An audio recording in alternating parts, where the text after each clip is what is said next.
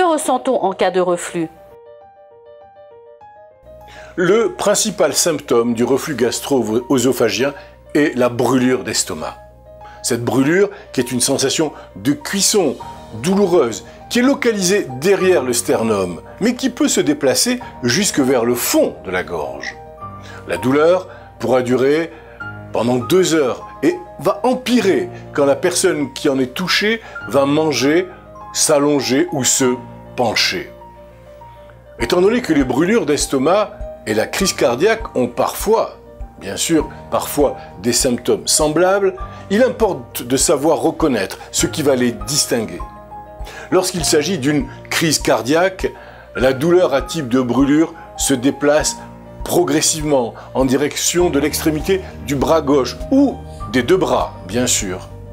Lorsqu'il s'agit d'un reflux gastro-œsophagien, la sensation de brûlure siège quasiment tout le temps dans la partie supérieure de la poitrine. En outre, l'exercice peut aggraver la douleur thoracique d'une personne ayant une crise cardiaque ou souffrant d'une maladie cardiaque, tandis que le repos et certains médicaments peuvent lui procurer du soulagement. Par contre, l'activité physique n'influe pas sur la douleur à type de brûlure associée au reflux gastro-œsophagien. Dans tous les cas, même les personnes qui ont des symptômes caractéristiques du reflux devront probablement subir des examens qui établiront que ces symptômes ne sont pas causés par une crise cardiaque.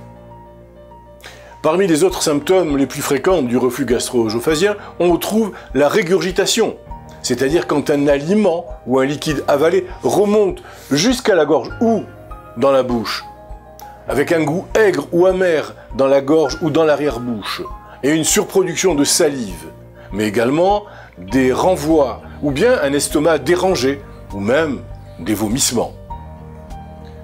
Les personnes qui vont inhaler le reflux acide pourront tousser et parfois être atteintes d'enrouement ou avoir une respiration sifflante. Il faut y penser. Les symptômes du reflux gastro-œsophagien sont généralement plus intenses après un repas